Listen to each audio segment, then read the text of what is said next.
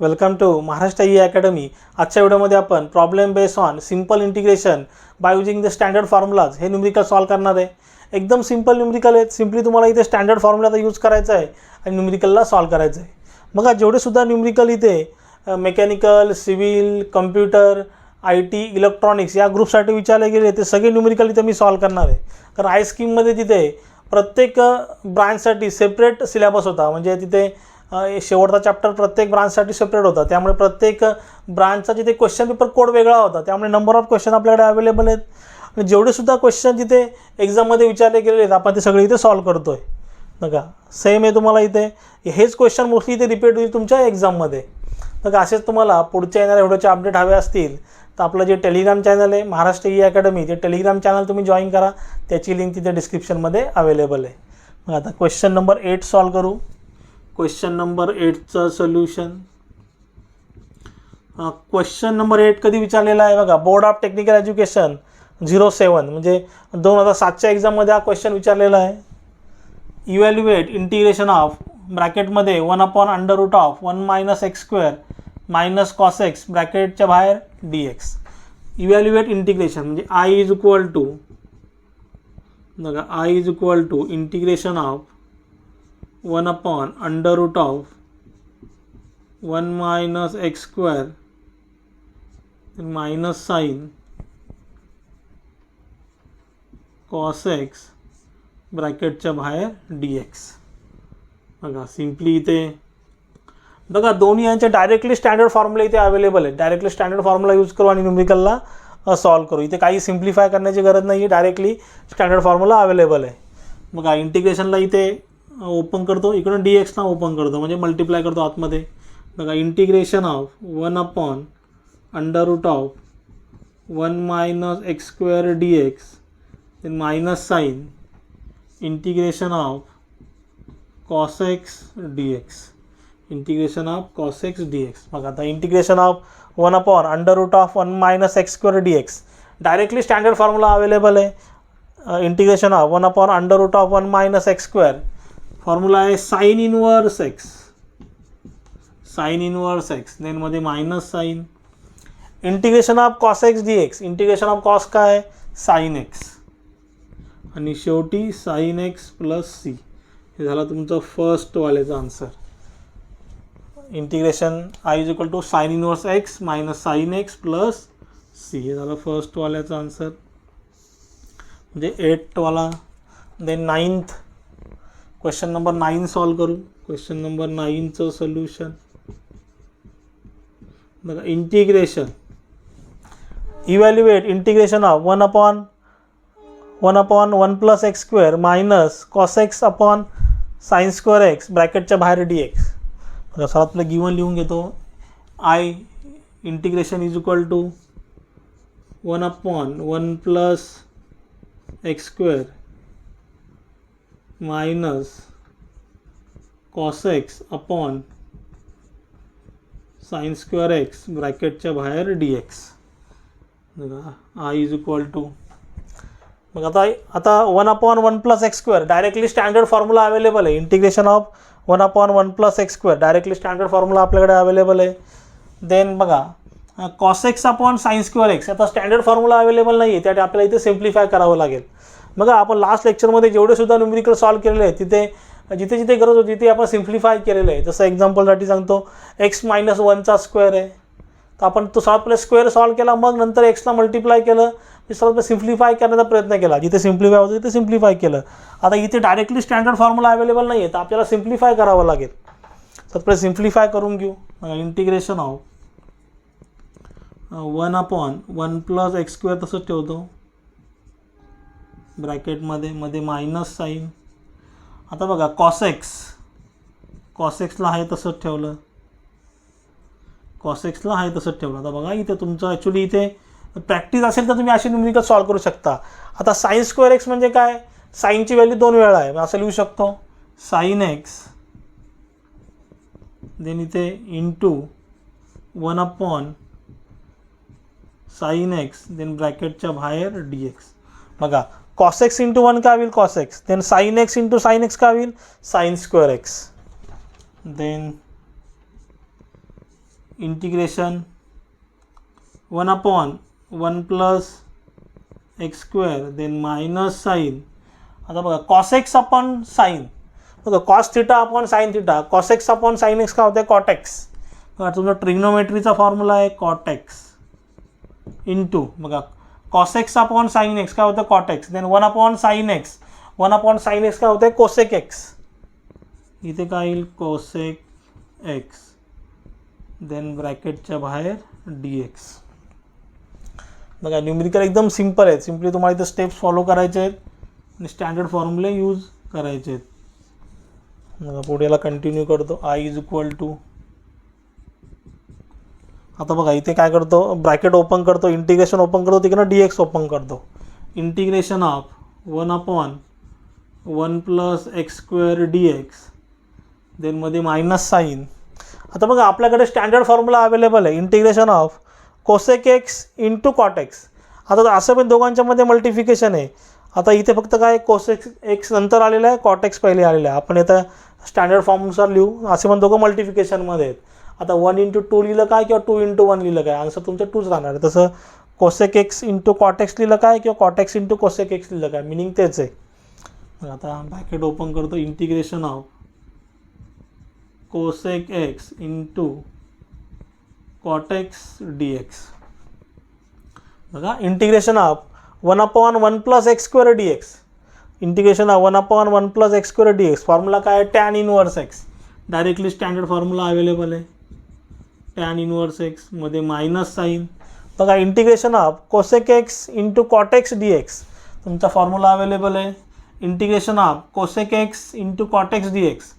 Formula आहे minus cosec X then plus C then I is equal to tan inverse X minus minus काय होईल plus plus cosec X plus C. आता तुमचं 9th वाल्याचं solution. बघा एकदम simple numerical आहे. Simply तुम्हाला फॉर्म्युले apply करायचे, त्या न्यूमेरिकलला सॉल्व करायचं आहे. देन नेक्स्ट 10th वाला न्यूमेरिकल. बघा 10th वाला न्यूमेरिकल तुमचा विंटर 18च्या एक्झाममध्ये विचारलेला आहे फॉर द इलेक्ट्रॉनिक्स ब्रांचसाठी. Evaluate integration of 1/x square plus 4 dx. आता बघा इथे जे न्यूमेरिकल आहे बघा इथे एक्स स्क्वेअर आहे. तुम्हाला प्रॉपर इथे ऑब्झर्व करायचं आहे. तुम्ही तर चुकीचं ऑब्झर्व केलं तर तुमचं पूर्ण न्यूमेरिकल रॉंग होऊन जाईल. आता एक्स स्क्वेअर असा असेल तर तुमचा स्टँडर्ड फॉर्म्युल्यामध्येच ते असतो आणि नुसतं x+4 असतं तर तुमचा वेगळा टाईप आहे तिथे. पण लक्षात घ्या इथे स्क्वेअर आहे, सध्या लक्षात ठेवा स्क्वेअर आहे. आपण जेव्हा कंपोजिटमध्ये जाऊ तेव्हा इथे x+4 असेल किंवा 2x+5 असेल असे पण न्यूमेरिकल आपण सॉल्व करणार आहे. लक्षात घ्या इथे जेव्हा स्क्वेअर असेल एक्सचा स्क्वेअर असेल तर तुमच्या स्टँडर्ड फॉर्म्युल्यामध्येच येतो. फक्त तुम्हाला प्रॉब्लेम ओळखता तिथे आला पाहिजे. ही हिंट लक्षात ठेवा. एक्स स्क्वेअर आहे म्हणजे काहीतरी स्टँडर्ड फॉर्म्युला इथे आहे. इव्हॅल्युएट इंटिग्रेशन ऑफ बघा 10th solution. I is equal to integration of 1/, sorry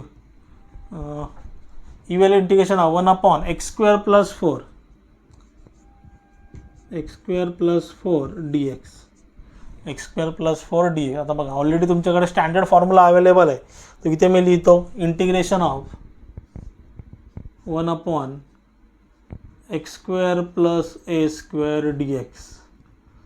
formula तुमचा काय 1/a tan inverse x/a plus C. आता बघा आता हा याला स्टँडर्ड फॉर्ममध्ये कन्वर्ट करावा लागेल. Integration of 1/x square plus 4 आहे. इथे काय पाहिजे आपल्याला X square plus a square. 4 म्हणजे काय 2चा square. Integration of 1/x square plus 2चा स्क्वेअर dx. बघा 1/x square plus a square म्हणजे a ची व्हॅल्यू किती आहे 2. 4 म्हणजे काय 2चा स्क्वेअर. बघा इथे a ची व्हॅल्यू तुमची काय 2 आहे. बघा इथे a ची व्हॅल्यू तुमची किती आहे 2 आहे. फॉर्म्युला अप्लाय करू. Integration of 1/x square plus a square dx. Formula काय 1/a. 1/a ची व्हॅल्यू किती आहे. बघा a ची व्हॅल्यू किती आहे 2. 1/a टॅन इनवर्स x/a म्हणजे x/2. a ची व्हॅल्यू किती आहे 2 प्लस सी. हा झाला तुमचं 10th वाल्याचं सोल्युशन. बघा एकदम सिंपल न्यूमेरिकल आहेत. अशा प्रकारचे न्यूमेरिकलचे 2 ते 3 मार्क्ससाठी एक्झाममध्ये विचारले जातात. क्वेश्चन नंबर 1 मध्ये बघा हा झाला तुमचा न्यूमेरिकल. देन नेक्स्ट वाला न्यूमेरिकल सॉल्व करू. क्वेश्चन नंबर 11 विंटर 19च्या एक्झाममध्ये विचारलेला आहे. 11चं सोल्युशन. Evaluate integration of dx upon 3x² + 4. आता बघा dx, आता समजा इथे आपण dx × 1 केलं तर काय होईल dx इथे लिहिला का किंवा इथे लिहिलं का सारखंच आहे. आता आपल्या इझी पडण्यासाठी फक्त मी इथे लिहितो 1, इथे dx लिहितो. बघा dx × 1 काय होईल dx अपॉन 3x² + 4. बघा इथे स्क्वेअर आहे म्हणजे आपला स्टँडर्ड फॉर्म्युला तिथे यूज करायचा आहे. मग आता आपला जो स्टँडर्ड फॉर्म्युला आहे x² + a² आहे. इथे कुठलंही व्हॅल्यू नाही आहे. इथे बघा x² बरोबर इथे 3 व्हॅल्यू आहेत. आपल्याला इथे ॲडजस्टमेंट करावी लागेल. ॲडजस्टमेंट कशी करायची ते समजून घ्या. बघा 1 इंटिग्रेशन 1/3x² + 4 आहे. आता 3x + 4 असता तर वेगळा न्यूमेरिकल झाला असता. पण इथे स्क्वेअर आहे म्हणजे काय स्टँडर्ड फॉर्म्युला आपल्याला इथे यूज करायचा आहे. लक्षात घ्या कशा प्रकारे ॲडजस्टमेंट करतो इथे मी. बघा इंटिग्रेशन. आता बघा इथे 1 आहे, इथे 3 आहे. 1/3 ला कॉमन घेतो. बघा 1/3 ला कॉमन घेतलं. इंटिग्रेशन ऑफ 1/x² + 4/3 इथे dx. आता बघा नीट लक्ष द्या कशा प्रकारे ॲडजस्टमेंट करायची आहे ती. आता 1ने इथे मल्टिप्लाय केलं 1 × 1 काय होईल 1. देन बघा 3ने इथे मल्टिप्लाय केलं 3 × x², 3x². देन इथे बघा 3ने इथे मल्टिप्लाय केलं 3 गेट कॅन्सल राहिला काय 4. म्हणजे बघा इथे जो 3ला बाहेर घेतलेला आहे आपण इथे काय घेतलं डिवाइडला घेतलं. म्हणजे 3 × 4/3 काय होईल 3 गेट कॅन्सल राहिला काय 4. अशा प्रकारची ॲडजस्टमेंट करायची. लक्षात घ्या. मग परत सांगतो 1 × 1 काय 1. देन 3ने मल्टिप्लाय केलं 3 × x², 3x². देन 3ने मल्टिप्लाय केलं 3 × 4/3, 3 गेट कॅन्सल राहिला का फक्त 4. आता बघा तुमच्या स्टँडर्ड फॉर्ममध्ये त्याला आणायचं आहे 1/x² + a². आता इथे स्टँडर्ड फॉर्ममध्ये येत नाही आहे. आता कसं आणायचं ते बघा. आता इंटिग्रेशन 1/3 तुमचं आहे तसाच. Integration of 1/x². बघा आता इथे नुसता 4 होता म्हणून काय केलं 2चा स्क्वेअर केला. आता इथे कशा प्रकारे ॲडजस्टमेंट करायची ते बघा. आता समजा एक्झाम्पलसाठी समजा इथे 9 असतं. समजा इथे समजा 9 असतं. एक्झाम्पलसाठी घेतो फक्त मी.